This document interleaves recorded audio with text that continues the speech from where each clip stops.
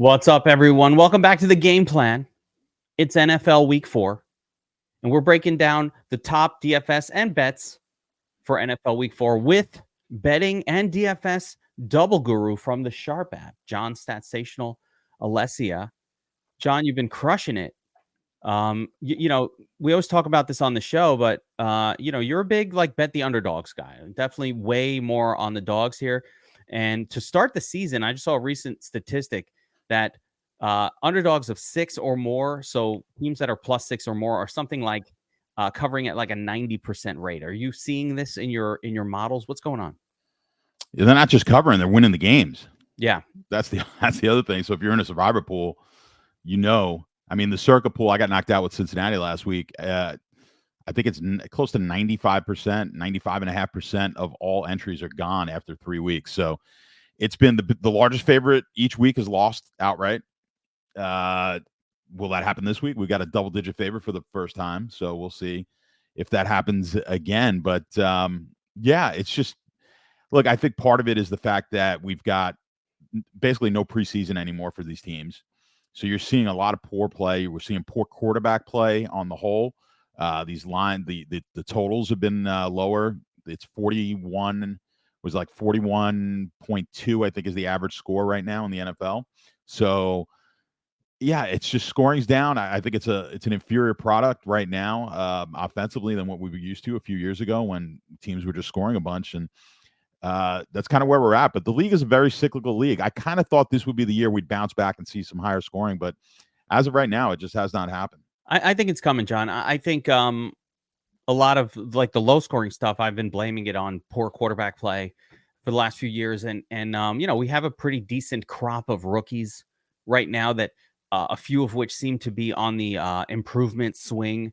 All of them really, are on the upswing. So I think it's coming still, but I agree with what you're saying too. And I think it also could extend not just to how the preseason is treated, but just like the rules against padded practices and a lot of that stuff that's come around the last couple of years. These teams take a minute to get up to speed, but man, it's been fascinating to see so many underdogs either being competitive or outright winning games. And it's worked out for your bet. Like a lot of your, like last week we were talking about the teaser. There was no need to tease it. Like all those teams a lot of those teams just straight won the game. So pretty interesting to see if that phenomenon continues this week. But who knows? With that being said, let's get into NFL Week 4, the bets, a little DFS talk, a little bit of everything with Sharp App Pro, John Statsational, Alesia. Let's get into it. Game 1, right? Jets, Jets, Jets. Now, I don't know if you're willing to keep going with your dogs here, John, but Jets are 7.5-point home favorites going against the Broncos, rookie quarterback against the nasty defense, usually a bad recipe. Jets offense looking better each week. What do you say? Yeah, we don't have a ton we don't have anything on the Sharp report. I always like to refer to the Sharp report first. I think that's the first place you have to look when you're handicapping these games and you have the Sharp app. Check out what's going on there, get a feel, or do your own handicapping and then see, hey, is the sharp money on this side as well, and maybe give you a little bit more confidence in that pick. So for this one, we really don't have anything on the Sharp report, and my numbers have this one pretty much where it's at. I think 7.5 is the right number. I think personally, without using any numbers as far as what I usually use here for models and whatnot to gauge if I'm going to make a bet. If I had a bet on this game, I think the Jets are going to cover this one. I think, look, Bo Nix looked very good last week, played well. That was against a subpar defense. I think you're playing against one of the more elite defenses in the league. I think, they've put that San Francisco game behind them at this point. Now, they haven't played two great offenses, the Jets, but this is not a great offense either coming in here, the Broncos. So I think they're going to be able to hold the Broncos down. They'll move the ball. I don't know if they're going to be able to ball control like they did against New England. That was very impressive what they did on Thursday night. Really just held the ball quite a bit. But Rodgers won't make any mistakes. I think they'll score enough, and they'll keep the Broncos off the board. I don't think the Broncos get to double digits in this game, and I think the Jets wind up covering. You like the under here? A little bit. Yeah, a little bit. I like the under. I think that's kind of the style that both teams. I mean, we know Denver for the most part outside of last week, they played really kind of low scoring. They haven't scored a whole bunch, and they're not scared to kind of play this game if they can, kind of grinding it out. And I think the Jets are really going to play more of that ball control. It's not going to be bombs away on every play. Rodgers is going to take what the defense gives him. What you've heard from Rodgers is, hey, they're taking away Wilson on every play, so don't blame me for not throwing them the ball. They're double teaming him. Every team's doing that. And look, the Jets have a great running game. I think they'll be able to run the ball against Denver, control the clock. But I do think that Denver is just going to have a hard enough time scoring that the 7.5 will be tough for them to get within. I mean, I really like your prediction of Denver not even getting double-digit points here. Just how are they moving the football? It's going to be tough. The Jets will lock down like Courtland Sutton. You put sauce on Courtland Sutton, Sutton's going to be locked down. So once you establish that, and Denver's running back tandem is not scary, right? So they have kind of a middling rush offense without much of a passing threat. I think it's going to be tough for them to move the football unless they're doing it defensively or on weird plays or on fluky stuff. That does happen in these kind of games, but that's really going to be the challenge for Denver. And you're 100% correct. Aaron Rodgers will slow the game down, take his time, let it end, not push. He just simply will not put the pedal to the metal. That is not the kind of quarterback that he is. He's with his offensive coordinator. The Aaron Rodgers we saw in Green Bay is the same guy we're going to see here because it's the same offensive coordinator. They're running the same offense. So I'm just not expecting the Jets to ever be running up the score. This is a Breece Hall game. This is a Jets defense game and nothing else. You stay away. All right. And I'm with you on, I like the Jets to cover or at least, get that 6.5 or something, but I think they'll win this game comfortably. I'm going to catch you before you skip it. You got the Carolina game there. Oh, there we go. Okay, you're right. I was going to skip that. So, and I love this game. So Bengals at the Panthers. Don't want to skip that one. Bengals 4.5-point road favorites, 47.5-point total. By the way, John, this is one of the better totals of the week. I think a sexy game for DFS. I like it. I like both sides of it. Andy Dalton. I was the only guy on Andy Dalton last week. People made fun of me. They ripped on me. They said I don't know what I'm talking about. And he did exactly what he did last year when he started the game for the Panthers. The exact same thing. 53 targets. Great game. 300+ yards. I love it. I love both sides of this game. I love Deontay Johnson core play. I love the Bengals passing offense here. Even Chuba. Lots of goodness on the DFS side to come from this one. Do you think the Panthers, with Andy Dalton at the helm, can continue to keep the Bengals stymied, go 0-4, quit the season, give up? Or is this, I want a gambler's fallacy this because I watched your gambler's fallacy video like 2 days ago, John. Love all the educational content. Is it a gambler's fallacy to say the 0-3 Bengals, like they're due to win? Like they can't lose another one.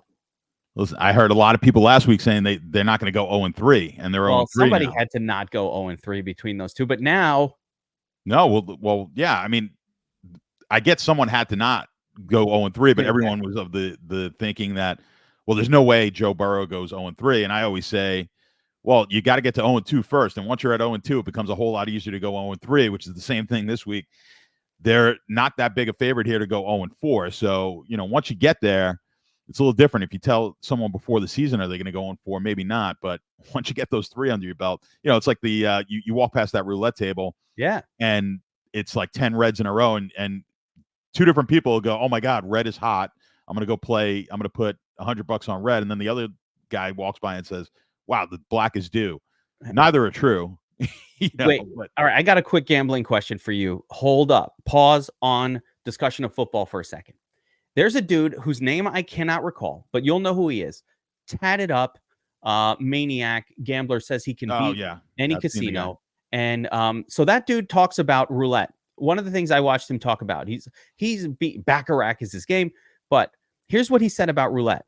He said the way that you beat roulette, and I need your opinion on this, is he goes, what you don't know is that the casino is effectively cheating.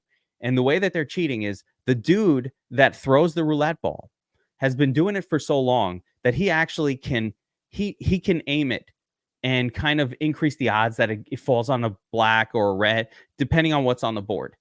So, and so like his way of beating it is kind of waiting till the guy rolls it and then putting the money down where he thinks.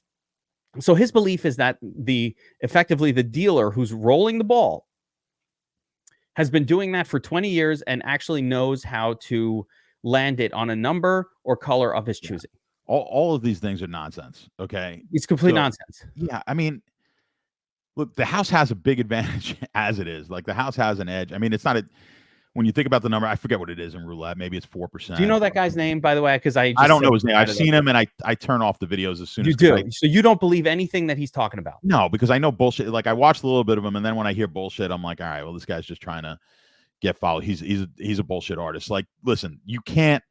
There's been these theories where the same section of the roulette wheel will hit quite often, and I'll play it just because it's no different than playing any other. I'm like, they're hitting like these within these 4 or 5 numbers, because the roulette wheel doesn't go in. It's not incremental. The numbers are varied throughout the wheel, so you have to kind of look. There was always a theory that these guys were hitting certain sections of the wheel. And like I said, not that I play a lot of roulette. I'll do it just because I got to come up with some numbers to play. But yeah, it's total bullshit. The house has an advantage. You have zero advantage unless you're cheating at the roulette table. The only games you have an advantage are blackjack if you're counting cards, and even then people don't understand just how slim an advantage you have. You're basically flipping what the house's advantages and giving it to yourself. And the reason that the house wins is because they play an insane amount of volume, right? You're never going to play the volume the house plays. There are days where the house loses $1 million at the blackjack table. It's going to happen, right? But so that's all you're doing. And it's the same thing in sports betting, right? Wait, John. I'm going to issue a correction. This is what you just said, common thought, common knowledge, but I'm just going to issue one little correction because I went to Hard Rock in your state, your fucking state, Florida. And the way they gained the edge at the blackjack table was they changed the rules and made them less favorable to the player. A blackjack was paying 5/6 or 6/5 instead of 3 to 2. Yeah. So they just burned it. And I was like, why am I losing money at this table? I keep hitting blackjack because they changed the rules. And so the other way they gain advantage is they just there's a lot of subtle things that they could change. That's one of them, but that one's kind of in people's face because it says it right on the table. Well, you knew, but like, you think anybody at that casino was giving a shit? Well, the only casino around. That's my point. So they could change these things. The other thing is most casinos won't let you surrender. So surrender bet helps the player quite a bit. If surrender, basically you give up half your bet without playing the hand, basically. So if you're in, you get dealt 16 against a 10, you just surrender. You'd rather lose half the bet than play that out over time. Most casinos won't let you do that. The rules on when the dealer can hit on soft 17s and not, like, they could change little rules that you don't think of as being all that significant, but it adds tiny percentages to their winning.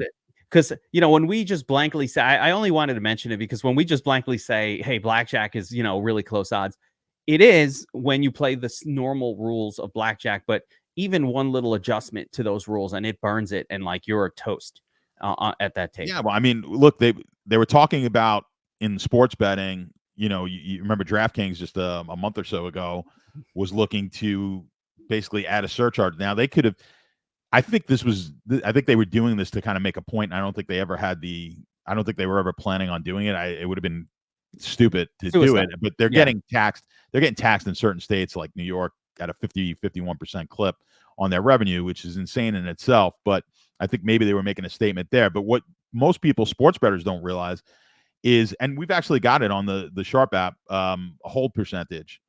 And if you go on the app, there's a calculator there. So you'll figure out exactly what the hold is. Now, what the hold is, what the sports book, it's that percentage. It's the VIG, basically. Sort of the VIG. It's a little bit different, but it's the hold. It's what the percentage of them making on this bet. So typically it's going to be like, let's say, 5 to 6% on most of these bets where you have you've got two different sides. It's a two-way market. Three-way market, like soccer, the hold may be a little bit more. So the more events that you add into a market, like a futures market on the Super Bowl, those are really difficult for the average person. So the average person is looking at FanDuel right here that you have up. So they're looking at that line and they're like, okay, this Bengals game is -110 on both sides. that's fairly normal. That's how we all kind of grew up with the lines being minus 110 on both sides. That you need to hit at a 52.4% clip in order to make a profit on minus 110 bets, right? So, but when you add it up, so what you do is you add up, if there was no hold, both sides of that bet would be even money, and they Plus would 100. equal, Yeah. right, which is a Two 50, sides plus 50, 100. 50. Yeah. And what you do is The hold add is up those the hold numbers. is the vig on both sides. The money that Right. they're taking from you, the profit that the sportsbook makes, right? Correct. Yeah. So if you, it's easy to calculate on a bet like that, right? On the minus 110s. But when you have, like I said, a three-way market, or you have a futures market, I don't think it's in the app yet. We're going to have it in there this week, where you can add multiple legs to that to figure out what the hold is. When you look at the futures, it could be 20-30% that they're holding, making a Super Bowl bet. And I tell people all the time, like, the futures bets, one, you've got to lay out your money for an extended period of time, so you got to be willing to do that. I know most people aren't worried about whatever interest rate that they're getting, but if you're getting 4%, you do have to factor that into your losses. As a professional, you do, because now you're letting them hold on to your money for 3, 4, 5 months, whatever the future, however long that future is going to be, and then you have to figure out what that hold is.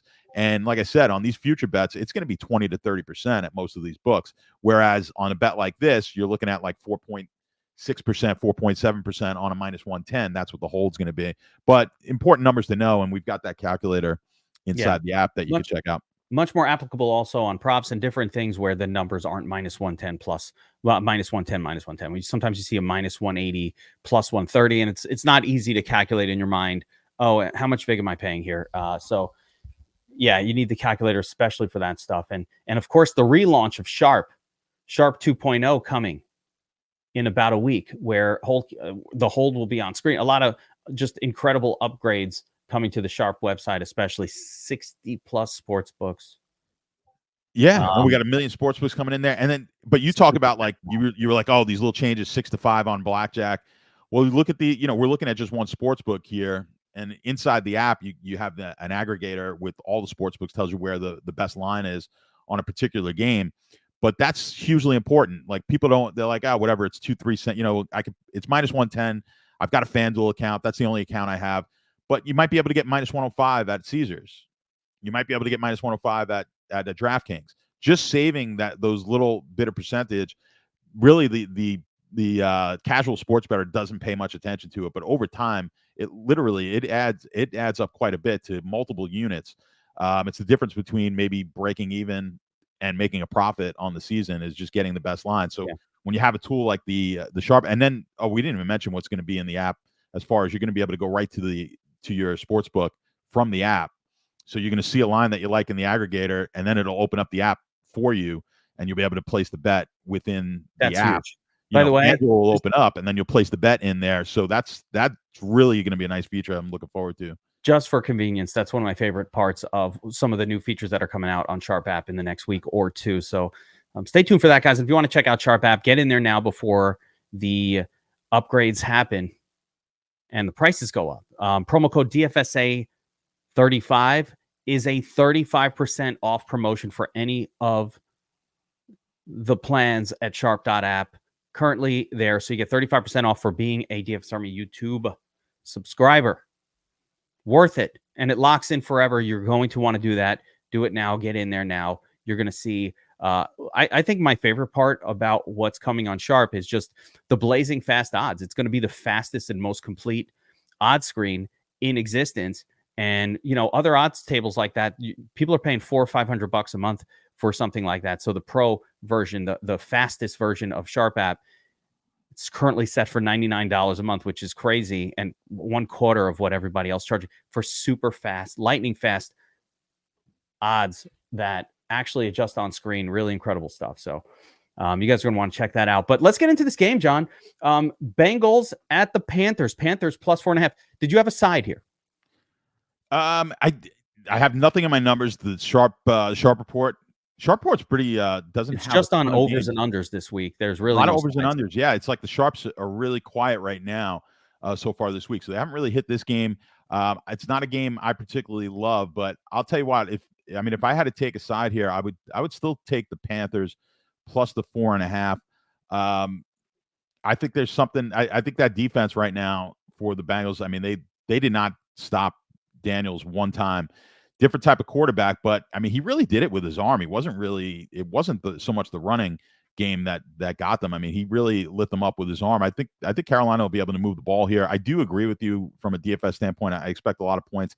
I think Burrow looked fine against a weak defense in Washington. This is not a particularly good defense. When you look at the numbers, like they're performing poorly against the run, Carolina, right? And they're getting thrown on. So you could throw on this team, and I fully expect that's what Cincinnati's going to do. And if you look at Cincinnati's numbers, they've actually been pretty good against the pass on defense, but not against the run. But I think I think that's going to, we look at it, it's kind of early in the season. The numbers don't always line up. We talked about it earlier.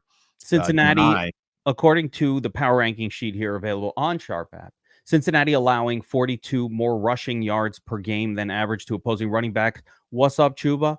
Right? Not so good on allowing passing yards. Don't care. Still love Deontay. And then Carolina, they are the last ranked team, but this is moving up. That is the ranking. That is the Bryce Young ranking. Yeah, 2 bad games with Bryce Young. So, I mean, they play well here. Again, they're not playing a very good team as far as the rankings are considered, so it won't help them all that much. But it'll hurt Cincinnati quite a bit if they lose this game as well. Carolina getting torched. Actually, Carolina's stopping the run, supposedly, and getting hit by passing, which is great. That's what we want. No, not stopping the run. That's the opposite. So, because what's happening, typically a team like Carolina is going to have those kind of numbers because they're getting run all over. When they get run over, yeah, teams just start running the ball. So they always look better against the pass. When they had Bryce Young, they're going to look better. It's the way they looked last year as well. It wasn't necessarily that their pass defense was so strong. It's just the teams just don't throw against them because they're up early. I'm just like DFS in it. Nothing about like Zach Moss is ever exciting, but I guess, right? Like, but the bigger one is you can play Chuba, you can play Deontay, and you could just roll with Chase. This is a really good game for DF. This is a stack 'em up game, both sides. It's the rare game stackable spot for me. And like the Panther side, I get it too. I think you take the 4.5 or tease that up. Okay. Next up, we got the Saints at the Falcons. John, Falcons are favored at home by 1, and I'm a little surprised they're favored. But Falcons are home favorite, 1.5 point home favorites here. Game total set at 42.5 points. John, any thoughts on this one? Saints kind of started off the season real hot, or maybe and the Falcons seem to be percolating. Kirk Cousins get better every week. Yeah, this is. I agree with you. I thought the line was a little too. The line was wacky. I thought maybe the Saints would be maybe a pick 'em. Maybe the Saints would be a small favorite in this game. But the line is moving that way. So sometimes you get that line, it doesn't make much sense to you, and it gets reinforced by the fact that maybe the line doesn't move at all, or the line goes in the opposite direction is what you think. That hasn't happened here this week. What we've seen is this line has moved from 2.5 down to 1.5. Now you look, it's kind of varied. You could get 2.5 at DraftKings right now. I'm looking on the app, and it's -1 at Pinnacle. So that's always kind of an indication where Pinnacle's only willing to give you +1 with the Saints here, and you can get 2.5 on DraftKings. That's how you make money betting, shaving those points. Yeah, I mean, my numbers like New Orleans going in, and I've been kind of sitting on it because I was hoping to maybe get this at 3, which it doesn't look like that's going to happen at this point. So I'm just going to still play kind of a wait and see, and see if I could get this up. But if you got the 2.5, I don't mind taking the 2.5 over at DraftKings right now and locking that in, because I just don't think we're gonna get 3 points on this game. It's actually -108 at the 3.5 as well. So they're giving you pretty good juice on that number. So I'd have to go just double check and make sure that's not a stale number, but I believe that's a good number on DraftKings at the 2.5. That's where I would take this game. But I do like the Saints. I think the Saint defense still strong. They just did not show up well last week against Philly on offense. I think they'll come out here. I like the Saints going in. I thought the Saints coming into the season, I thought the Saints were better than Atlanta, so I'm just going to kind of stick with that. My numbers still indicate that. Yeah, don't really know. Don't have a strong take on who's going to win this one. Divisional rivalry, Falcons on the rise, Saints kind of again start off the season really, really hot. Saints feel like they're kind of a team that does start hot and sometimes fizzles out a little bit as the season rolls on. We'll see if that happens this year, but I don't know. That's a tough one for me. I don't really have a ton of DFS excitement here. 42.5 totals really low. Just in general, it's kind of a low total. Sure, Kirk Cousins, Drake London, nice little connection forming. So some interesting. That is a good line, by the way, at DraftKings. I just It is confirmed good. it. Yeah, nice. So, yeah, the line, it's wacky that it's only minus 108 to the plus 2.5 there. Let's go. That's where you want to grab it. That's why you got to compare odds, by the way. This is the 2-point difference between that, a point and a half difference between that and Pinnacle, same money line. So that's crazy. Saints side, Olave almost starting to percolate too, but only getting a few targets per game. The real name, you have a lot of DFS relevant guys like Bijan Robinson and of course Alvin Kamara has started off really, really great this year. A lot of relevant pieces, but this game total has me skeptical of the whole thing. So I'm not seeing too much I love from a DFS perspective other than some potential little one-off plays that'll find their way into my pool. I don't have much of a take, though, on the total. If this was a Saints home game, though, I really do think that home away is going to factor in for these particular teams. It's just a nasty rivalry. So we'll see how it goes. But, a little surprised, like I said, that Atlanta was favored here, just how well the Saints have started. But I guess it's because Atlanta's surging a little bit, looking better each week. Again, Cousins getting a little more comfortable out there each week. So I think that's a little bit of what that bias seems to be. Moving on to the next game, Vikings at the Packers. Packers clearly getting Jordan Love back based on the minus 2.5. They are favored here at home. Vikings defense really, really good. I want to see how that shows up on the power rankings. So looks like they are stopping the pass. They're not stopping the pass. The opposite. Green's always good. Green's always good. So they are shutting down the run. Yep. Minnesota is really shutting down the run to start the season, and teams are passing a little more again. Well, they've been down. You got to figure they've pretty much crushed everybody they've played. Yeah. So teams are just throwing against them to get back in these games, and that's why we're seeing that number. But I mean, you look at their overall defensive rating; it's 11.5. One of the best defensive ratings, and their defense to me has just been really, really good. Offense has been above average when you consider the league this year, but it's been great. But the defense to me is not being talked about. I think justifiably everyone wants to give Sam Darnold a bunch of credit. He deserves it, playing well.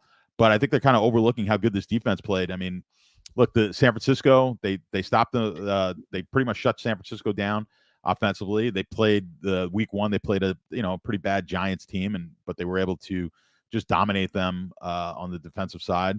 And then I'm forgetting now what the game was last week, but they won that one fairly easily as well. What was it was last against week? Houston, and they shut them Houston, down. Yeah, and it's the Brian Flores defense that they're running, I believe. And yeah, they've been spectacular. Actually, Minnesota is a do not target against.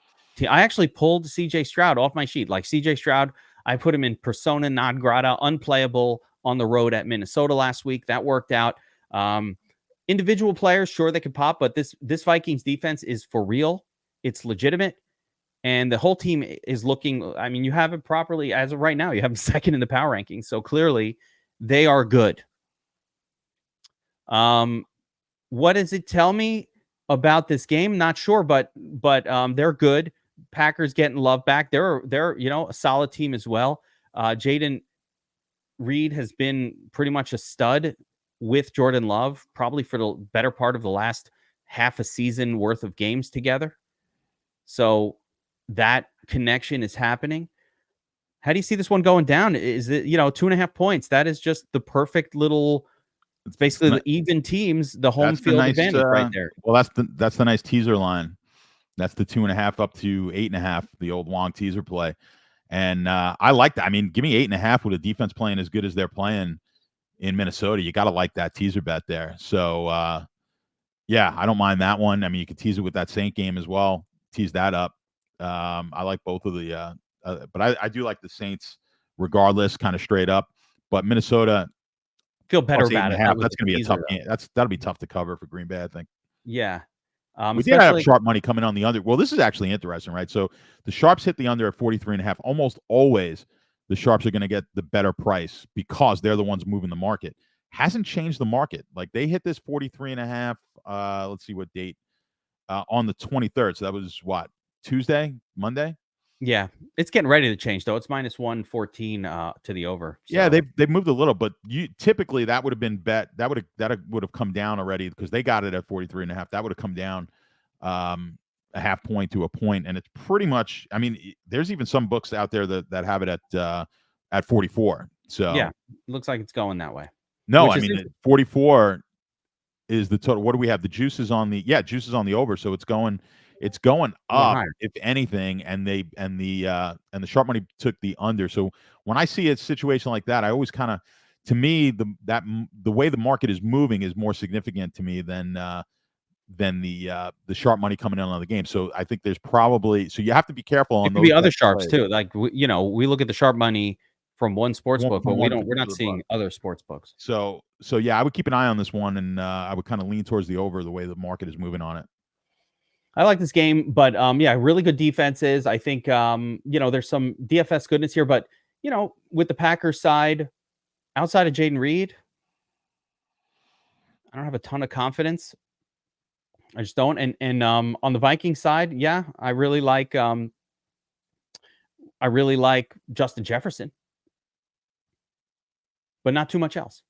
I think Sam Darnold kind of interesting, but again, a lower total game, divisional rivalry at Green Bay, outside of the dome for the Vikings. So not going to go crazy on this one for DFS purposes. I think there are other ways other places to look this week.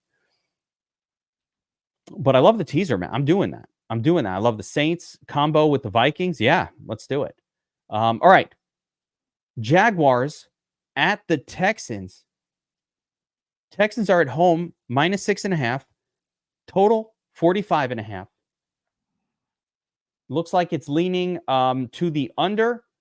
And the bets look like they are coming in, taking the plus 6.5 on Jacksonville. Just Jacksonville's been terrible on offense this year. I think they might be poorly coached. I don't know what's going on there.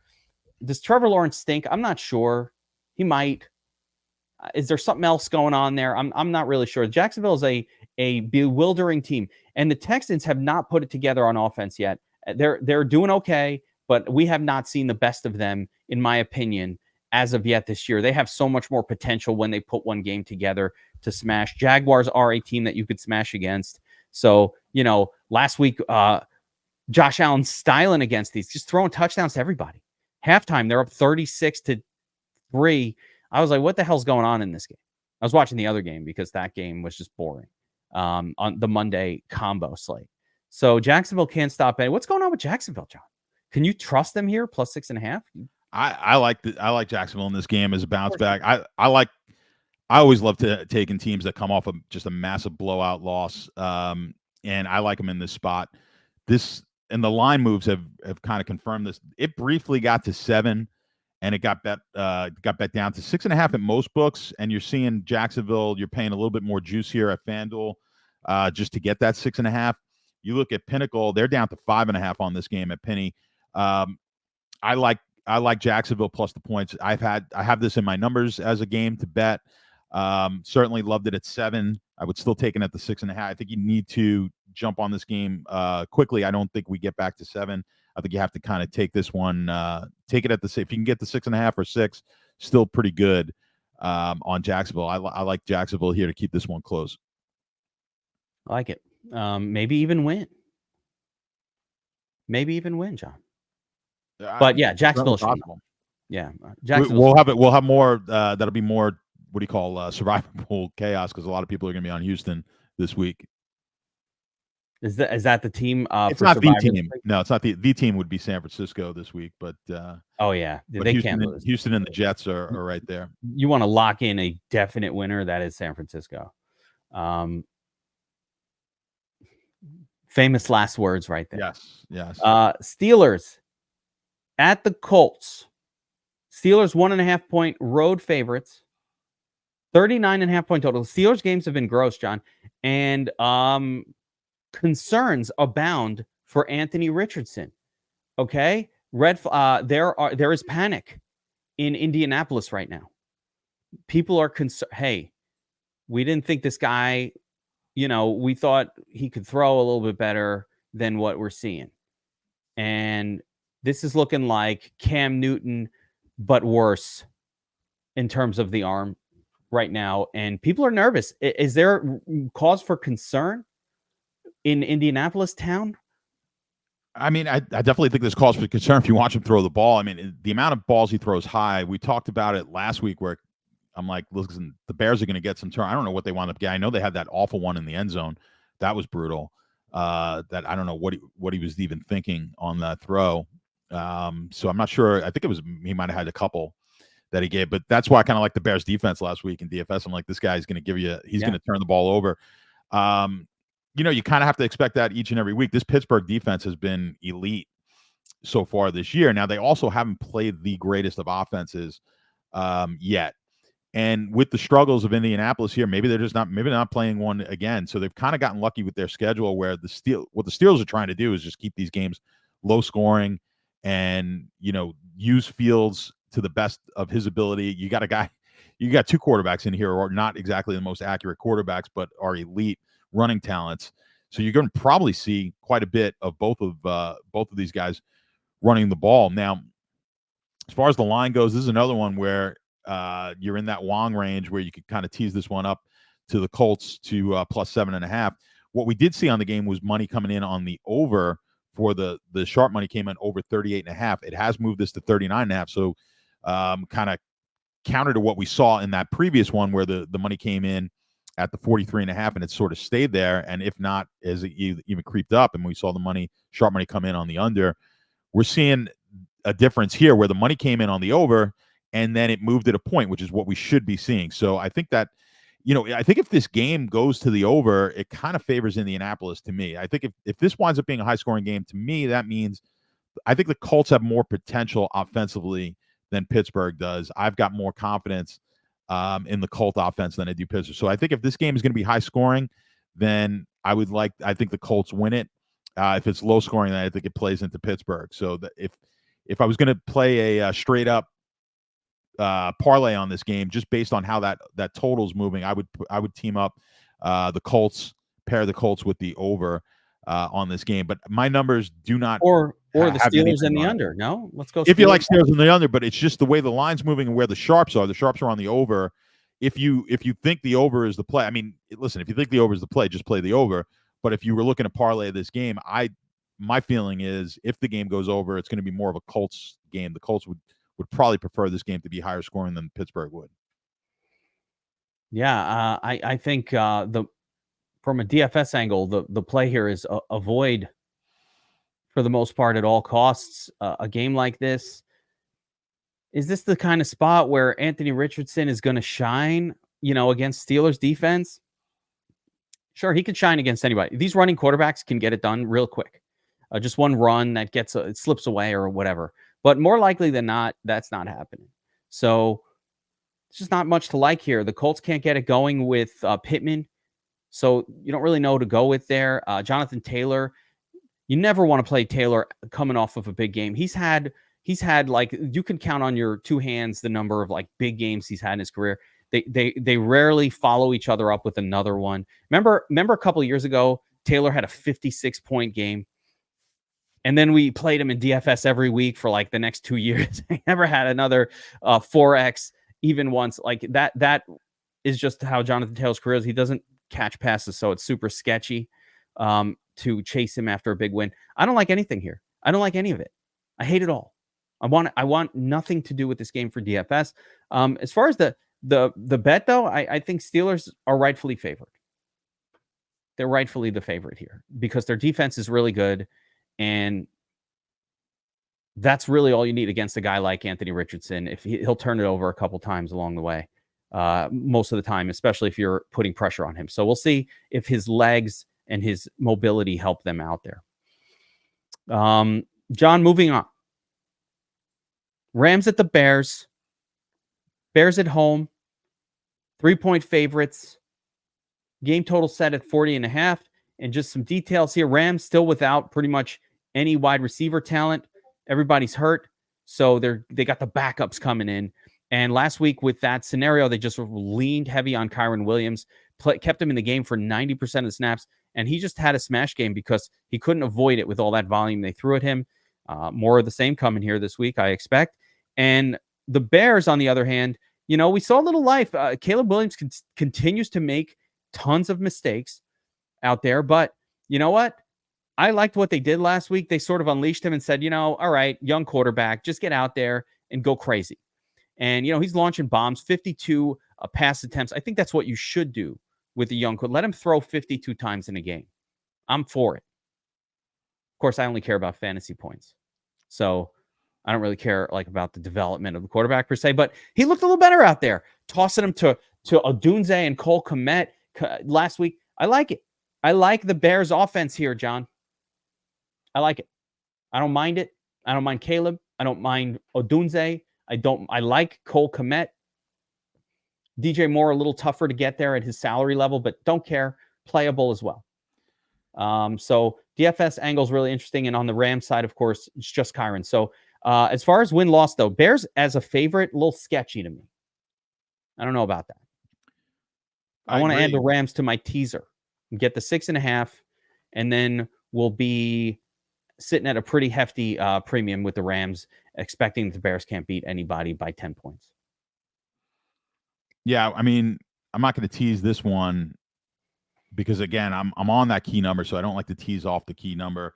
If I could tease through it, then that's a little bit better for me. But I mean, it's only a 40.5 total with a low point spread here, so they're not really looking for a lot of points in this game. I like the Rams here now that it's gotten to 3. This actually was 1.5, and it's been bet to 3. I think at the 3, matter of fact, I think I already gave this out to our subscribers at the Sharp. I gave this play at +3 yesterday, so it has moved up. I was waiting and hoping we could catch the 3. We got the 3, and we're going to take it. So it's one of the games that I like quite a bit this week. And it's tough when you have a team coming off of a big divisional win like they had, kind of come from behind late win in the Rams. You're always worried about that letdown in this game. But I like the Rams to be able to win it on the road. I'm still not convinced yet on Caleb, but look, he threw it a million times last week, like you said, and he got a lot of garbage points. I mean, they were in the game, but it was a lot of late scoring. So for DFS purposes, he was fantastic. In real life type of quarterback, I think he's got a long way to go. And I think I mentioned it here last week. Look for Kyren Williams to kind of get more involved in the passing game. I thought he was going to be the biggest beneficiary of the injuries that they have with Kupp and Puka out. And I think that's what we saw last week. They used a lot more Kyren Williams. We'll see a lot of that here. Now, the Bears defense has been better, I think, which is indicative of this 40.5. So the market really, I think they're showing us that the Bear defense is not too bad, but I don't think they have a lot of confidence in the Bears offense. So I don't have a real good feel for which way this goes, over or under.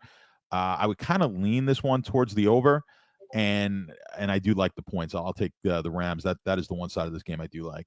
Yeah, you got to be comfortable with Rams. Just getting point. The Bears are not. The Bears defense is actually pretty good though this year too. By the way, a little underrated. They're going to be a good unit, but the Bears aren't the kind of team that should be favored just against almost anyone. I just don't buy that with the rookie quarterback and the mistakes and the turnovers that are going to come from having a rookie that needs to sling it. Their running game is horrific. I don't know if it's Swift's fault or if it's just they can't run the football, but they can't run the football, so they're gonna have to throw a ton. It just leads to turnovers. There's no way you want to have there's no way I'm laying points on the Bears. I actually can't believe it's the spread is what it is. And yeah, so Rams +3 seems like one of those numbers that people are saying, hey, they have no Kupp, no Puka, they're going to be in trouble. Probably true, but defense, turnovers, and a running back is all you need to keep it within 3. So, yeah, no way. You take the 3, or you tease it up because I love winning. I like winning, John. Yeah, you know how you're supposed to accept losing as a sports bettor? Listen, you're going to lose, we're going to win, fine. I like just winning. So I tease it up, lock it in. That is, that is. You're not the only one there. There's a lot of people who. This is why the hedge. This is why the hedge bet. That's the square way of doing things. Of course it is, and that's why the hedge bets. People love to hedge bet because they're so close. Yeah, want to lock a win in. They don't care. They're like, I don't care if I'm paying juice and losing money on this. I just want to lock a win in. I want to lock in the win. I want the money. Here's some advice. If you're my biggest pet peeve in sports betting, you bet 5 games on Sunday, they all win, and you've got a 16 parlay with the Sunday night game, and you go, okay, gotta hedge that shit. I'm going to take the cash out or the hedge, and I go, well, why the fuck did you put the Sunday night game in there? Because that way I didn't have to hedge the previous. There was no hedging. Like if you would have won it, you would have won more money on the parlay of just taking the 5 teams that you did on Sunday afternoon. Everyone does that, and they go, "Oh, no, hedge it." You can get your money back. Listen, if you put $100 on a parlay, don't make that bet. Just bet the 5 teams on Sunday. But wait, if you put $100 on the parlay, right, and it's a plus 1,000 parlay, and you're on the last leg, why not at least protect the 100? I'm not saying full hedge it. I'm just saying why did you put that last leg in? Because that's how we do it. Yeah, you have because you do this too. So you have no answer for this. I'm trying to help the sports bettors. If you continually do this, you are just paying more vig. So either you're running with that bet because you liked it, or just don't put it in. People do this all the time on their part. They've got a big parlay, it's going to hit. They're going to make 2,000, 5,000, 10,000 on the parlay, and they're like, "Oh, I gotta hedge this one." And I'm like, "Well, you could have already hedged it by not playing that last leg of the parlay." In fairness, there are occasions where your hedge can be a double win. On occasion. Yeah. At the end of the day, just think about it this way. Every bet you make, we just talked about the whole percentage. Every bet you make that's uneducated and doesn't have some sort of a model behind it that wins at a 55% rate or whatever the case may be, then you are, as an average bettor, as an amateur bettor, you're basically going to be 50-50 over the course of time, right? That's how the public's going to be. They're going to win about 50 on these minus against the spread bets. Against the spread on what that is. Yeah. So you paid juice to make the bet because that's inherent in the price, and then you're going to pay juice to get out of the bet. Whereas if you just did not pay the juice on the first bet, you didn't have the bet in the first place. That's the best way to hedge it, as in not playing it. So if you're inclined, if you're the type of person who's not going to be able to leave that, you're going to have to cash out that bet. Don't play the standalone game. You know what this reminds? Play 5 games at 1:00 and just let it happen, and you'll be much better off. You know what this advice reminds me of? When you listen to a financial guru, and they're like, "No, you shouldn't." Like, there's one guy that says you need to pay off your house. Just pay it off. That way, you're debt-free life, debt-free living. Go, Dave Ramsey, right? And then you hear finance guys who are like, "No, you shouldn't pay off your house. You borrow money at 3%." Exactly. Invest that money, make more, and it's a financially sound decision not to pay off your house. But you know what? For most people, pay off your fucking house, dude, because you're not going to invest money and make it. You're going to lose it because you're an asshole. Well, so the other problem is most people aren't going to take the money that they're saving and actually save it. You're assuming all of these things. You've removed human psychology. You've removed the fact that I'm a degenerate idiot and I'm going to blow it on something like. That's just what's going to happen. I'm going to buy some crypto, and I'm probably going to lose it all. So I am better off paying off my house. I've seen so many people who they're going to go get a car. They're going to go buy a car, and their only concern is what the monthly payment is going to be on the car. They have no other concern. Like, well, what's my monthly going to be?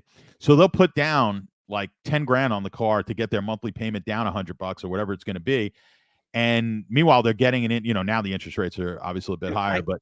A few years ago, and you're getting an interest rate. I bought a car like 4 years ago. They got a 2% interest rate or something like that. It's like, listen, they're basically giving you the money. I'm not putting any money. Like, I'm not going to put any money down on that because I'm going to make more money on it. But so many people people listening to this are going to hear it as well.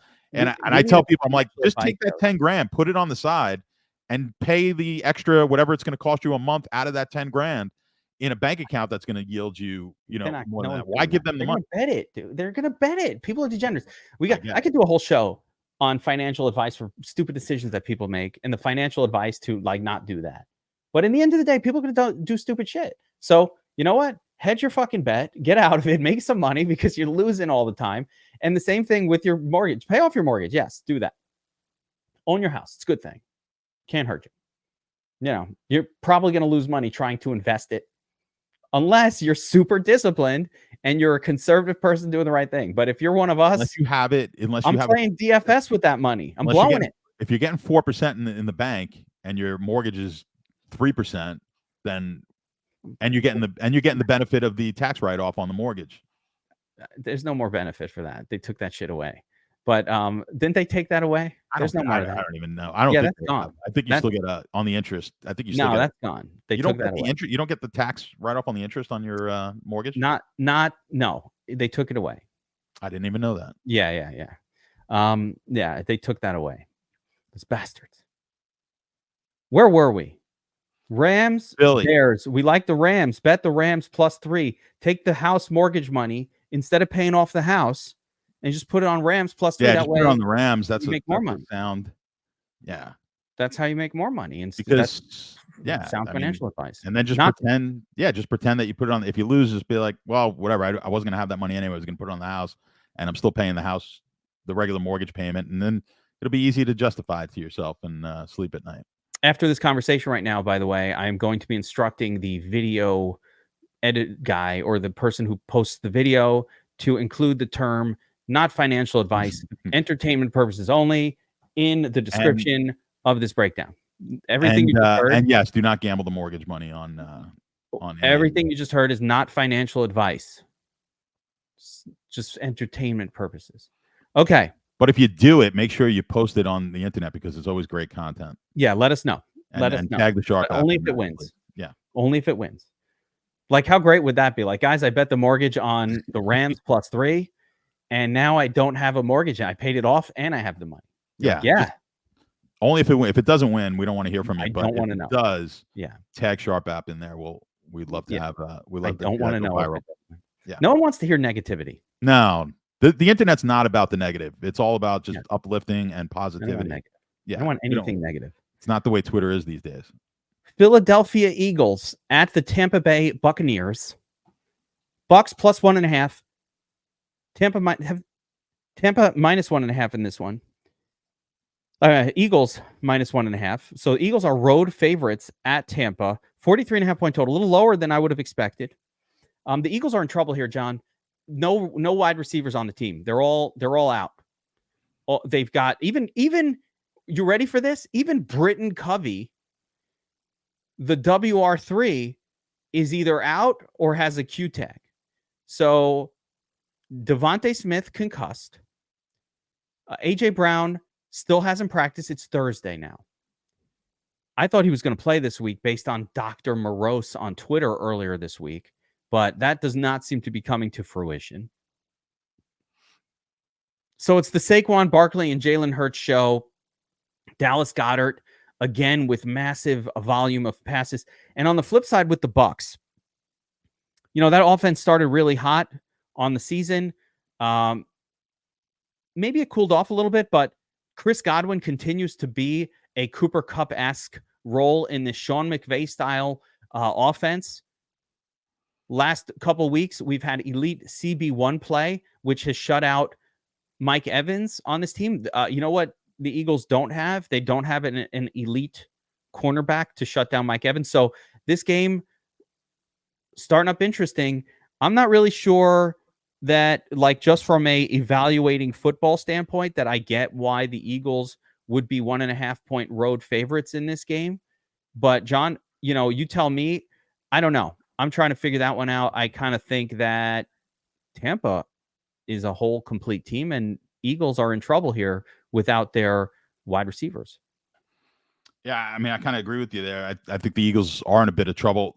Look, I think Hurts gets way more credit than he deserves for being a quarterback. He is not. When you look at the elite quarterbacks, they do it with, you don't care who the wide receiver, right? The Patrick Mahomes, won a Super Bowl last year with no wide receiver play. All right, you got a great tight end, but are we comparing Hurts to Mahomes? no. Well, people are putting this like Hurts. They were putting the Eagles and Hurts as one of the top teams in the league. But what I'm trying to say is when you compare him to, you look at a Josh Allen who's been able to lift up his wide receivers. Mahomes lifts up his wide receivers. Those elite quarterbacks do that. When he has not had A.J. Brown there, he has been a very pedestrian quarterback as far as his numbers go and uplifting this team. Now he's going to be losing all these guys. I know some people. We actually had someone. I think it was an Eagles fan though in our Discord questioning this line, like Philly should be a bigger favorite. I'm like, Philly fans overvalue this team tremendously. This is not. Now look, they went in, they beat a New Orleans team that was playing really well. So give them credit for that. They played well in that game, but this Philly team is not as good as people think. I said that last year when they were like 10-1, and that proved to be right when they basically just came back to what they should have been at the end of that year, and they then lost by games all year last year. They lost to this team, right? They lost in the playoffs to this team, Tampa last year, right? So, I don't have I don't have anything as far as my numbers say. None of the models are really pointing towards this game. The Sharp Report not pointing at this game, but I think Philly's in trouble. And I would take Tampa. I like Tampa plus the 1.5. I'm adding Tampa to the greasy teaser. It's a nice teaser. Adding him in. We've got a few picks on the teaser so far. Tampa gets added into the mix. Yes, it happens. As far as DFS, I love the Tampa side of this game, John. Godwin and Evans are very much in play. I think that Baker Mayfield can be used in a lineup or two. The passing game, the Eagles' passing defense is just not that good right now. I don't like the running backs on Tampa side, so I'm avoiding that completely. And on the Eagles side, I mean, the only name of much interest that I think we're going to fade. Like I think I'm going to fade Jalen Hurts probably in tournaments. Just not play. He can't be. I guess you could stack him a little bit with Goddard, but I'm not sure that's enough. Saquon Barkley's been the number one running back on the season so far, and probably continues here. Probably has another really good game, so I don't really see that changing too much. But I think it's interesting that Hurts he's going to be high owned. If he's not, then I'll change my mind. But I think he'll be fairly high owned. And without any passing game weapons outside of Goddard, I don't know. He'll have a harder time getting there. He can get there real quick. The salary has come down, but I'm leaning towards no on this one. And again, I like the Tampa pass catchers a little bit in fantasy. That's all I got for this one. But I definitely think that the Bucs teased up or just taking them plus 1.5, they should be able to win this game. All right. Patriots at the 49ers. The Survivor special of the week. John, if I'm in Survivor, I'm just taking the 49ers, and I'm not fucking around. Okay? I'm not fucking around. There's no one left in my league. If you're in Survivor, it's like you and two other guys. I don't think this is the week to screw around. Have people used up 49ers? Did they use them last week? Like a lot of people. If you used them last week, you're out. If you what? If you used them last week, you're out. Oh, that's right. So they lost. The only way you use San Francisco, it was week 1, because they're 1-2 now, right? So you could have used them against the Jets, but no one was really using them that week. So very few people. I mean, I have seen. Listen, the people who are left have some fairly wacky picks. That's why they're left. So I do know someone showed me their pool. There's only 5 people left. One of them took San Francisco in week 1. But yeah, most people do have them available to them. And they will be a popular pick. The problem is people that made it through from last week. Like, what was the game that was successful? The Buffalo, which didn't have a lot of people. I mean, you're down to 600 some odd people from 14,000 on Circa. So you had the Buffalo game, and you had I'm trying to remember now what other favorite won last week. Jets. The Jets, that's correct. Yes, yeah. The Jets on the Thursday night game. That's actually a person in my pool. We were down to 3 people. I had Cincinnati. The other guy had Cincinnati, and one person had the Jets and was able to win it. You got to follow around the Patriots in this as much as you can. That is a winning formula. Well, we tried that in week 1, and it didn't work. Well, I mean, after that. Yeah, of course. Yeah, no, I agree. I mean, the Patriots are not very good, and You can't use Joe San Sloro. Francisco should listen. Obviously, San Francisco should win the game, but as far as Survivor goes, you've got other opportunities here for San Francisco, and there are a few spots here. I mean, you could take the Jets this week at home against Denver and save San Francisco. Next week they've got Arizona, which I know a lot of people will be scared of that game, but No, I that's wouldn't a say that. point. That's a Yeah. 7-point line right now on the look ahead. Wouldn't touch So- that one. No. But This the one problem is is you don't have if you like San Francisco this week.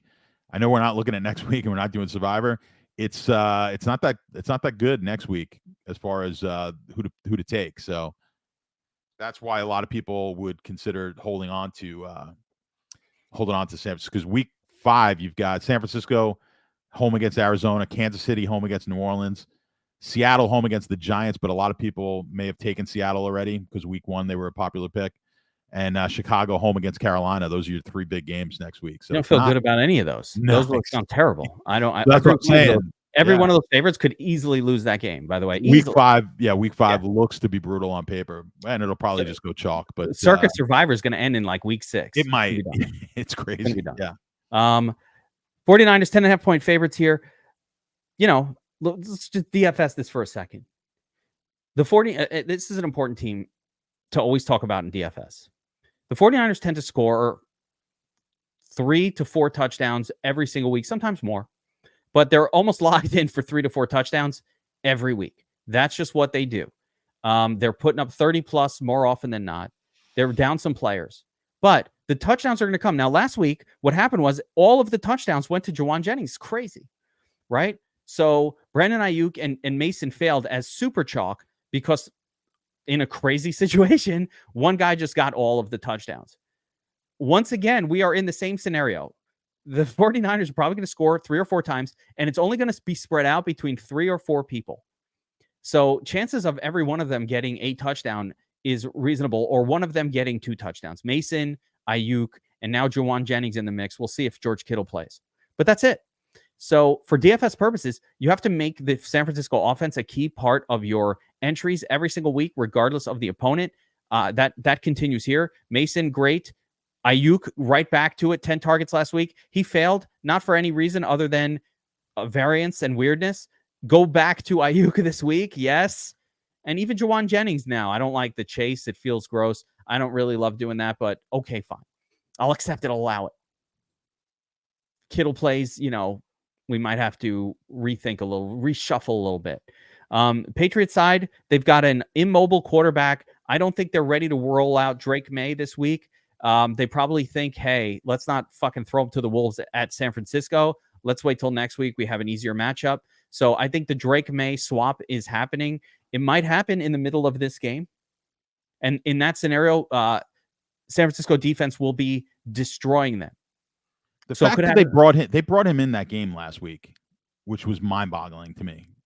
Just for some snaps, some reps. It doesn't make any sense. Just give him some reps. Yeah, and meaningless reps. That's what it was. In a game where the defense was just crushing your I don't want him coming in that let him start a game, have prep all week. The opposing team pulled their start. It was okay. It was okay. It was fine.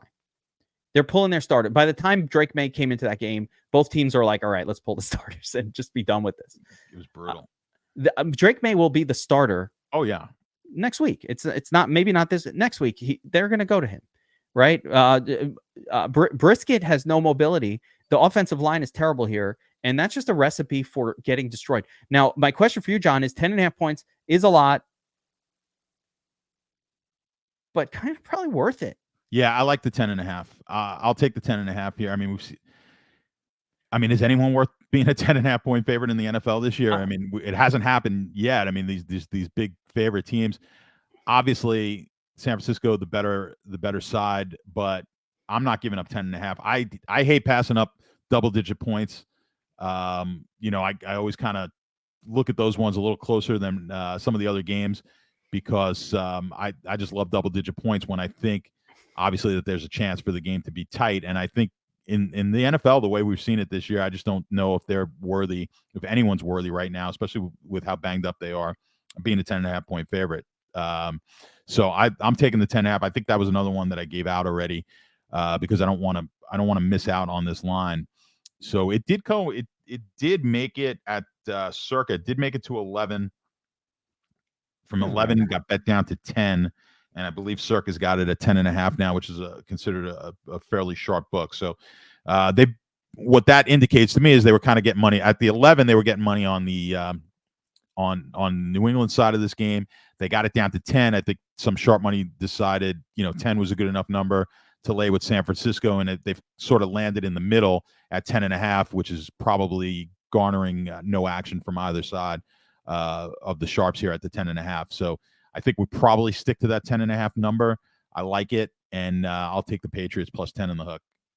I mean, these big underdogs have covered every single time so far this season. So there you go. Reminder, guys, if you're enjoying this breakdown, hit that like button. Let us know which bets you're taking this week. Hit us up in the comments section below. Any spots stand out to you? Who's your confident bet of the week for NFL Week 4? Hit us up in the comments section below. You're with us already an hour and a half in, so we appreciate you being here. Also, pro tip: when you're watching these videos and they get a little long, hit that 1.5x speed. Speeds everything up. And final reminder that for those of you guys watching this video, if you want to get signed up at Sharp App, be in the Discord with John, get those picks early, get the incredible tools, the fastest odds screen in the business coming in a week or so.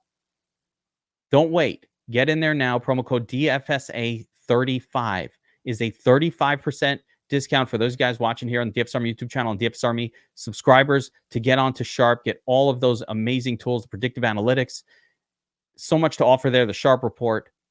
Get signed up at Sharp, sharp.app, or download the Sharp app. Okay. John, game of the week. DFS game of the week. This is it. Arizona at home, taking on the Commanders. Arizona, 3.5-point home favorites in this spot, 50.5-point total. Commanders coming off the smash game where Jaden Daniels, he got it done with his legs, but he also threw for a 90% completion rate, unheard of. Unthinkable.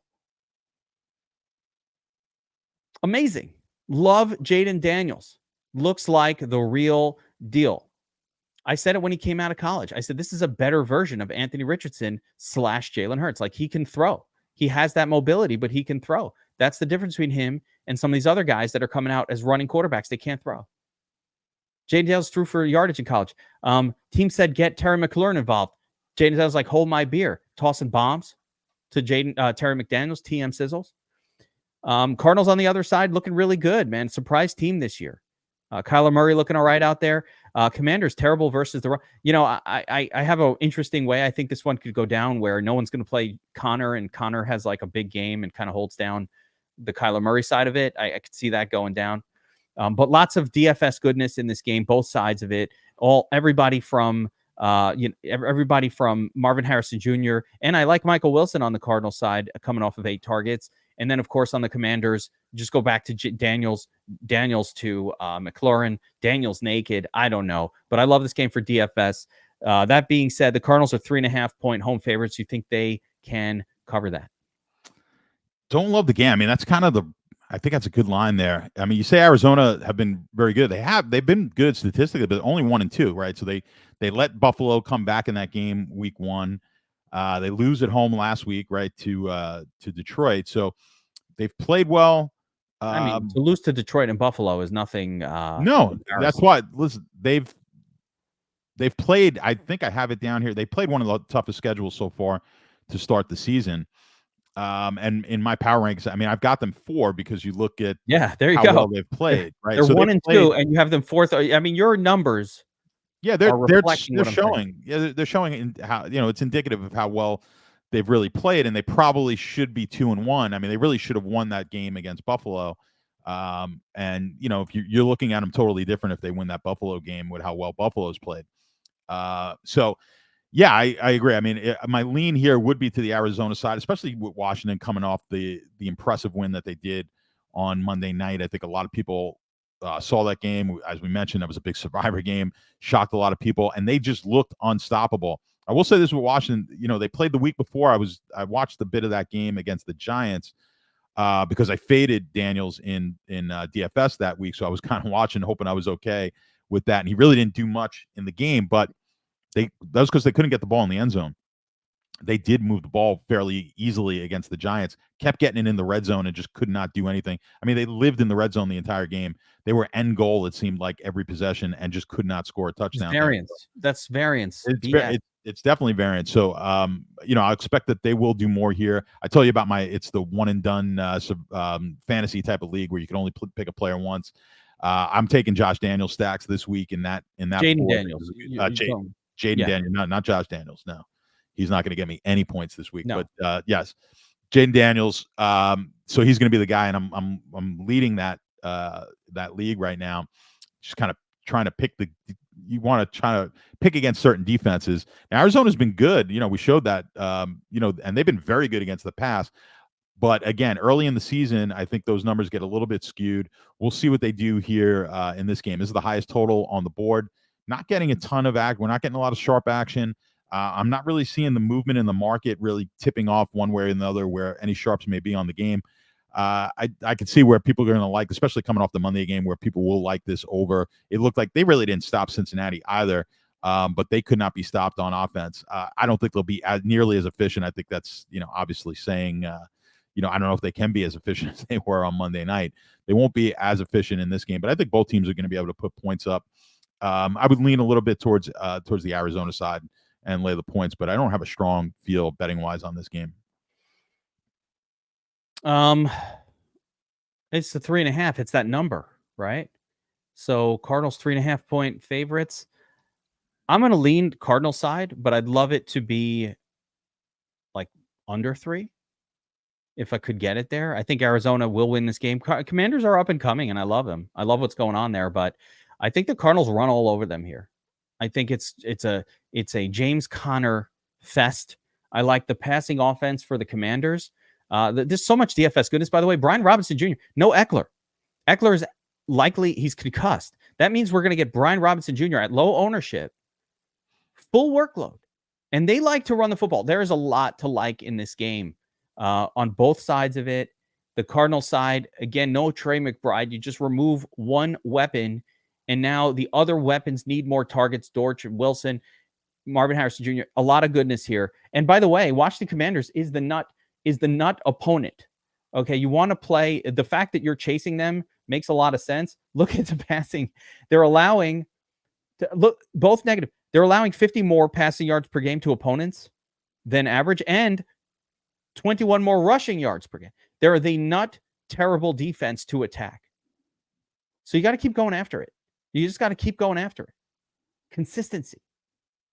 Even Daniel Jones of the New York Giants, a.k.a. Douche Dimes, Danny Dimes, had a good game against this Washington defense. Everybody does. Everybody feasts. And Burrow feasted. Everybody's feasted. It's a freaking fest.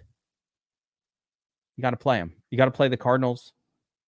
Love this game. That's the game of the week for DFS purposes. You know what?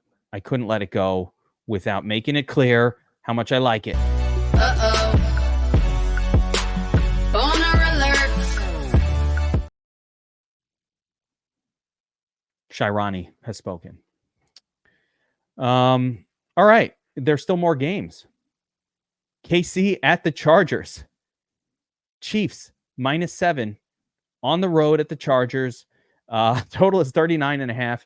Who's the starting quarterback for the Chargers this week, John? Taylor Heineke? Believe so. It's not that big of a downgrade. Not the way they're using the quarterback, Yeah. which they're not using the quarterback much at all. I mean, they're just trying to run the ball. Yeah, it's not that big of a downgrade when you think about it. If it was Easton Stick, I'd be more concerned. But if Heineke's in there, it doesn't really change too much for me. Any interest here? 7 points, lane 7. Chiefs, if the Chiefs could just get their shit together and then they do what they normally do, they could easily just destroy the offense that the Chiefs have. The Chargers cannot match the Chiefs' offense here. They're going to have to play amazing defense to keep this game close. Can they do it? Yeah, I mean, look, I'll never doubt a Harbaugh type of team. He's going to try to dictate the pace of play. Obviously, Kansas City's going to want to get this game moving a little bit more up tempo. Only 39.5 on the total, right? So we're not expecting much. I mean, how many Mahomes games have been sub 40? Right. So that'll just tell you. I mean, from DFS standpoint, I think Mahomes is tricky to play, even though they've dropped his salary a bit from where it used to be. Still tricky to play Mahomes here. I think Kelsey. I'll just say Kelsey's done. Maybe he's going to give us 1 or 2 good weeks, but I'm not. No, I have an Kelsey opinion on this. I mean, I've been ripping Kelsey, but listen, he spent the offseason partying with Taylor Swift. He's not going to be in shape.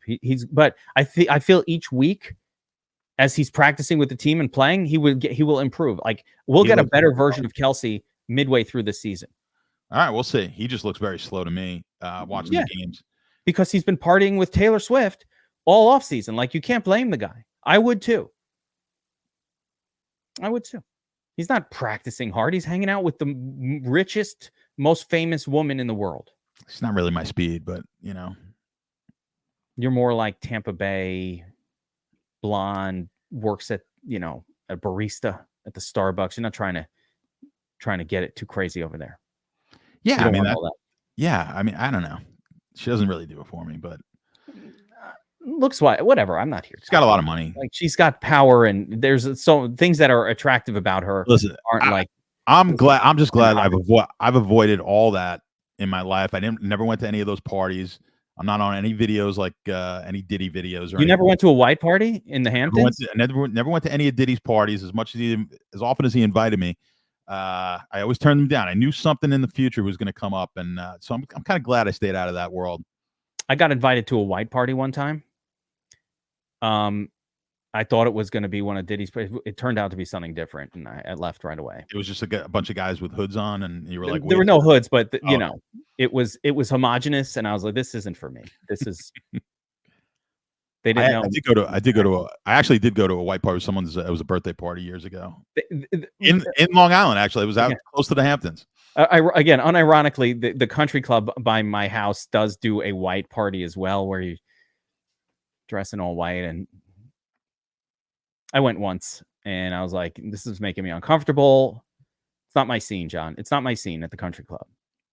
No, you're not a country club type of guy. I was the kid smoking cigarettes behind the wall in high school. You were always a rebel. Yeah, always. I was having cigarette in high school. I was not with that group. Yeah. It just wasn't who I was hanging out with. Yeah, you're not a tie a sweater around the neck type of guy. No. No. I was like hanging out. Like I said, I was having cigarettes, early adoption of like smoking weed. Like I don't belong at a white party. Crazy. Yeah, I was a wild man. And when I was 16, then, huh? 15 and 16, I hope Kevin, kids don't know about that. They don't know. They don't watch this. Thank goodness they don't watch these things. You should hear the story I told on the Showdown Breakdown yesterday. If anybody saw it, I won't repeat it. Okay. Anyway, watch that. I won't repeat it. Where were we? Chiefs -7. I'm not taking the chart. So what are you doing here? I don't love the game either way. I think maybe a small lean towards the over, but I don't like the 7 either side. I would. It's Mahomes. I don't like to bet against Mahomes unless I have a strong opinion on the game. So if I'm taking it in some sort of a pool, I'll just kind of blindly pick Mahomes in the game. But I don't like it. I don't like this game at all. Rashee Rice, interesting play. Chiefs are going to win this game, to be clear. I'm adding them to my teaser because I'll tease that shit down to 1. But we are now at plus 500 on the 6th leg. I got it on screen. Do you have any 4 o'clock games? Because you'll hit the first 4 and then you'll be. This is the first, and this is the hedge game. Yeah, that'll be the game. Yeah, exactly. So there you go. You'll be cashing out and losing money. No, because I hedge Chargers to win plus 295. It's such a cheap hedge. I only have to take the money line because I got it down to -1. Yeah, just don't take the bet and you'll make more money than the hedge. Yeah, you're the same person that said don't pay off my mortgage, and then I spent it on fucking meme coins on Solana. How's that working out? Now you know damn well I never told you to buy any of those crap. Why didn't I think that cat whiff hat was gonna go up? What was the brilliant of a cat wearing a hat? What were those NBA that crappy NBA thing that was going, or the top shots or whatever it was? Top Shot. That's Justin. Jonathan Bales is Well, fully responsible for all the Top Shot losses. Who told you guys back then this makes absolutely no sense? I wouldn't touch any of that stuff. Yeah, you were wisely stayed away. Yeah. You wisely stayed away. If I watch an hour video that the actual website told me to watch to learn more about this, and in that hour I can't figure out why this is worth any money, I'm gonna stay off of it. NFTs was that. I blame Jonathan Bales specifically for sucking everybody into that crap. Okay. Where were we? Rashee Rice on the Chiefs is a fucking beast. That's all you need to know. No one else to play. Rashee Rice, beast. Wouldn't it be interesting if like Ladd McConkey or Quentin Johnston has a big game with Taylor Heineke at the helm? Crazy. But other than that, not super excited about that game. All right. Browns at the Raiders. Raiders 1.5-point home favorites. Horrible. Look at this total. Final game of the afternoon slate. 37.5. If I added this to the teaser, I couldn't hedge. I won't know what to do. You can only take one afternoon game. Or it ruins the hedge. But Browns at the Raiders. I have to tell you something, John. I don't know what the hell's going on with Deshaun Watson, but he stinks. He looks terrible out there. He looks like he's hurt. He's not athletically the same. He's thrown for sub 200 yards all 3 weeks of the season so far. What the fuck is going on? They put Joe Flacco back there. He's thrown for over 300 every game. Same group of people. Explain that one. Where's Flacco? I'm gonna bring him back. Tough one to trust either side here for me. The Raiders kind of 1 week look good. The next week look like shit. Untrustworthy. If they're getting it, there was rumors that they were going to go to Aiden O'Connell. And now they're not. They're sticking with Gardner Minshew. I think that's probably their best shot of winning game. I don't know what to do with this one. This one's really tough for me. Even DFS purposes, sure, there are angles on both sides, on both teams that are mildly interesting, but my overall view is stay the hell away from 37.5-point team totals. What do you think, John?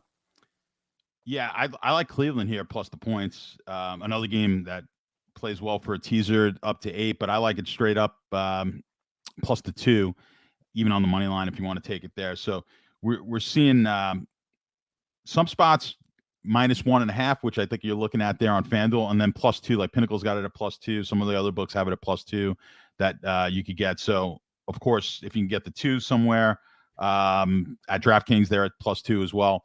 You could get the I like this at +2, or like I said, on the money line. I think Cleveland wins this game.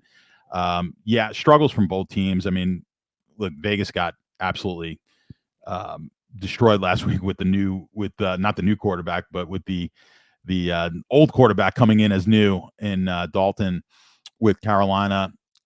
This is not a very good Vegas team. I think Cleveland comes in there, wins this game. Low total as well, which of course doesn't play well towards DFS. So let me see if we've had any line moves. I'm a dynasty player, John. Can you just give me a little prediction? Is Deshaun Watson going to get better each week? No, I think the problem is it's mental. You look at it. He's looking. Well, I've been watching some video and some of the experts kind of breaking down some video on him, and it's like he's looking at the right reads, and he's just not able to pull the trigger, which is just it's a mental block. So wouldn't that though get better with repetition? You'd hope, but I mean, to me that becomes, sometimes it's psychological. You see it with golfers, you see it with I mean, you've had MLB players, second baseman, the Chuck Knobloch back in the day, Steve Sachs before that, guys who couldn't throw the ball to first base. I mean, you do something. Remember Mackie Sasser, who had a ton of problems behind the plate for the Mets, couldn't get the ball back to the pitcher. The guy batted 300, and eventually he had to leave the league because teams were just stealing on him running the ball. It's like like playing in your Sandlot teams. They were stealing on the throwback to the pitcher, and because he would lob it back to the pitcher, it was crazy. But he's not the only catcher that's happened to. Fran Healy, who used to do the Met games on the broadcast, was a catcher, said he suffered the same thing. So, but you see it in golf, they call it the yips. I don't know if that's what he has. It's very difficult to tell, but he's just not. There's a lack of confidence, I think, right now, and he's not pulling the trigger on some passes that he really should. And it's causing, of course, the pass rush to get there and then scrambles, and then he's just hasn't been making the plays. So It's wild. I think the plays will be there here against a Vegas team that is not a particularly good defense. They should be there. I think he should be able to win this game, but we'll see. I mean, I do like Cleveland a bit, though. Adding them to the teaser takes me up get to in plus 700, but I can't hedge anymore. Takes away the afternoon hedge. We'll have to do a night game. Yeah, then you can add do another right. one to this. Yeah, to add the hedge in for later. The yips. DFS players can get the yips. Bettors can get the yips. So afraid to pull the trigger. Look, you get. I've been in situations where you feel like you'll never win another game again. It's like I don't care. Whatever I touch, you get scared to pull the trigger. Yeah, you just don't feel like you're going to win again. And then there's other moments where you feel like everything you touch is just turned to gold. So you got to you got to manage your emotions and not get overly high on the wins, and you can't get overly down on yourself on the losses. Easier said than done, but you have to trust. If you have a process and you have a model and you trust that process and you trust what you're looking at, it's no matter what you're doing, however kind of betting you're doing, you're going to go through losing streaks. I mean, if you're betting at a 55% rate, you're going to lose games. You're going to lose 5 games in a row, 8 games in a row, even 10 games in a row, which is why you use proper money management to survive those downswings. But conversely, you're going to also have a 10-game winning streak. For every 8, if you're picking over 50% at -110 on -110 plays, for every time you're losing 8 in a row, you're gonna have even more wins of 8 in a row, as long as that's your winning percentage. So they're gonna come. You're gonna have those streaks come either way. More often than not, you're gonna kind of be close to the middle, winning your 3 out of 5 each week, 2 out of 5, 3 out of 5, 3 out of 5 the next week. That's usually how it's gonna go. But you're gonna have an 0 for 6 week, and just know that the 6-0 week is somewhere around the corner. Is it considered the yips just being bad at golf all the time? No. That's not the yips. No. So it's someone who has some skill, and it happens with kickers too. I mean, it's free throw shooters to get the yip. I mean, you remember who was it for the Magic back in the 90s when he missed Shaq? No, it was a Shaq team, Nick Anderson, and he missed 3 free throws to end the game. It was the conference finals, I believe it was, and he was shooting 3 free throws to win the game. And I believe missed all 3 of them, a great free throw shooter and a great 3-point shooter. And it wound up mentally hurting him on free throws for, I want to say, the rest of his career, if I remember. But he's not the only one. It's happened to people who are great shooters. They shoot better from 3 than they do the free throw line. Because whenever you're by yourself, like the kicker, like a golfer just chipping, it usually shows up on putts and chips. And, the kicker in the NFL, the free throw shooter, it's you. Again, that's the only thing when that goes south, you can't blame it on anyone else but yourself, because you're the only one out there. I mean, if you're missing every kick, you got to blame the holder. You've seen kickers. No, the holder. He didn't turn it. You could blame it on the holder, but remember, who was the kicker? Dallas had that kicker a few years ago. It was phenomenal kicker. Yeah, he was great, and then he just couldn't. Couldn't make a kick. No, he got hurt. He had a groin injury. Yeah, and it could have just been a mental. I've had plenty of injuries. Sometimes mentally, I've had surgery and limped well past the time of, I was in no pain, but like your brain is still limping. On my knee with knee surgery. Who knows if that was the case? But you get that, and then sometimes these guys can't get it back. So again, to just bring it back to Watson, I don't know if he's going to get that confidence back. They did win last week. They won last week, right? Against was it last week that they won? Yeah, they've been winning. They've gotten the wins. It's not been an issue, and they've got some wins in there. It's just Deshaun Watson has yet to look good in one of these guys. I like that he's running. I do think he's gonna knock the rust off. I just think it's just get more repetitions. I keep thinking, this guy was good a couple of years ago. Yeah, he missed a whole season, got injured last year. So I just think it's extreme rust. What you described, I don't think I just think it's extreme rust, lack of confidence. I think it could get better, but also there's these other legal woes, other things weighing on the guy's mind it's just psychological. And there are things weighing on the guy's mind that might continue to weigh on them, like more allegations now. Is like, oh, here we go again, dude, leave me alone. I got $250 million. I don't need these troubles. There's a certain thought that said, why give a shit once you got paid $250 million? Yeah, of course. But if you give me $250 million, am I going to work hard? I don't know. I don't know his makeup, but from what you see, it doesn't look like he's not trying to play hard. It's just it just looks like he's not able to pull the trigger, and he's got to just trust what he's seeing and let it rip. So, but real talk, like if you got 250 million. Yeah, but I'm getting 200. If you gave me 250 million because of my talents in doing something, I'm going to give you, especially if playing a sport, I'm going to give it everything I have. If you hand me $250 million for winning the lottery right now, yeah, I'm not going to do anything. I'm going to just, relax a little bit. But you're paying me for my talent, so I'm going to try and perform to the best of my ability. But like, there's a difference between giving 90%, 95%, but also playing up a game, little video games and shit at night, and then giving it 100%, or Tom Brady style, 120%. Those are the best people. So, like, really, what drives you? If he's driven to be the best, that's one thing. But if he's like, hey, I like playing and I'm making money, but wasn't quite as driven to be the best, and then all this other shit piles on, and it's like, dude, this is too much for any one person. So there are these different. It's really psychology. I'm not a psychologist. What the fuck do I know? I'm just saying the guy doesn't look that good. He got to get better. But if he did get better, I'd like a lot of the pieces. I'd like Amari Cooper and whatever. Right. So not a lot of them, just it's really only Amari Cooper, but that's the only guy that makes anything happen on that team at this point. So that would be the only guy I would have any kind of interest in. And the Raiders side, of course, does what they do. Let's do a little bonus segment here, John. And reminder, get signed up at Sharp App. Coming soon, coming within the next week. The Sharp Odds, the fastest odds screen in the business. Live, real-time odds, 70-plus sports books. It's going to be amazing. The tools that are going to be dropping are insane. We have a tool coming, John, that you can pick a parlay, a same-game parlay, and then find out what it would be priced on various sports books. Same-game parlay is priced completely differently, and it's mysterious. The sportsbook does not really share what the computation they're making is, so you just see a final number.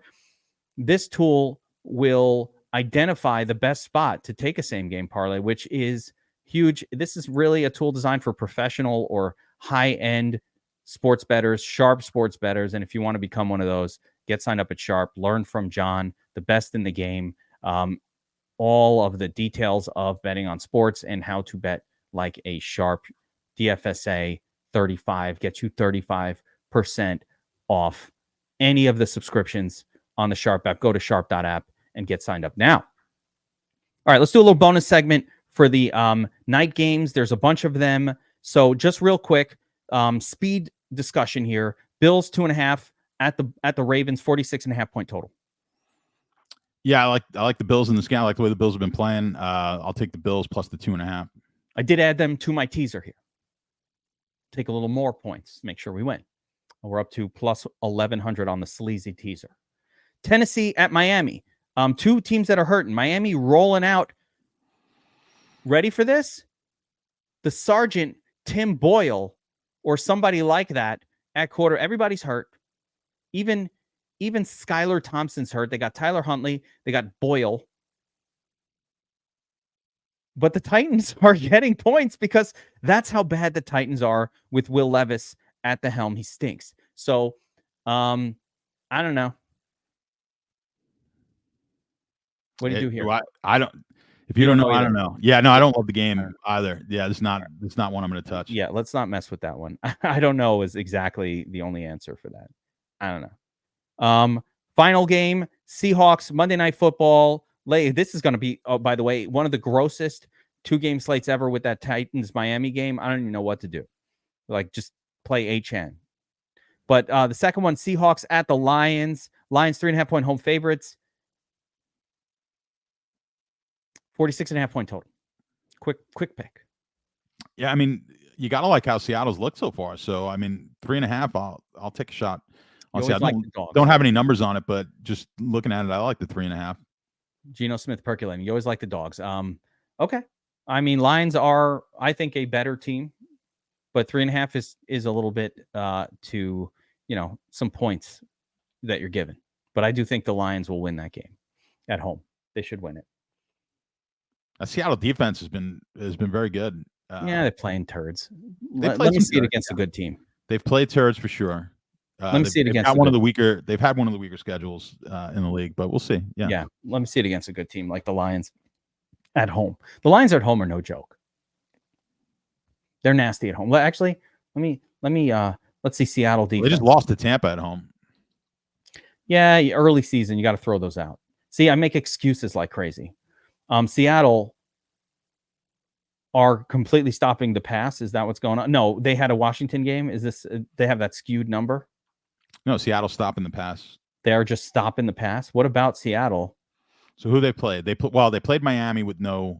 Yeah, with no two. That's why they got the skewed number, because they got the version of Miami that can't throw the football. Right. I don't believe that they're great against the pass. No, I don't buy that. There's a long history of this team. This is not a new defense. They've never been that special. I don't buy it. All right. Well, we'll see. We'll find out on Monday. There we go, guys. That'll do it for the game plan, DFS and bets with Sharp App, superstar better, DFS player extraordinaire, John Statsational Alesia. Want to check out John's work, the power rankings, just everything that's going on, all of the advanced tools that we have at the Sharp App. Go check it out. Promo code DFSA 35 special, 35% off ahead of the relaunch Sharp 2.0 coming in the next 7 to 10 days. Look out for that. John, great stuff today. We got the sleazy teaser. I'll just go through it one last time. We got San Francisco, Tampa, Los Angeles Rams, Vikings, Saints, and Chiefs. 8-leg teaser plus 1,100. Man, should be you no joining problem. me with this? No. You're not? No. You want to play that? Play it on. You get better numbers on DraftKings. You might get better. Really? Well, yeah. I got to compare, so I'll go on there and do a comparison before we lock this bad boy in. All right, good stuff. John, we'll see you again next week. Thanks for everything. Good luck this week, everybody. Let's cash those tickets.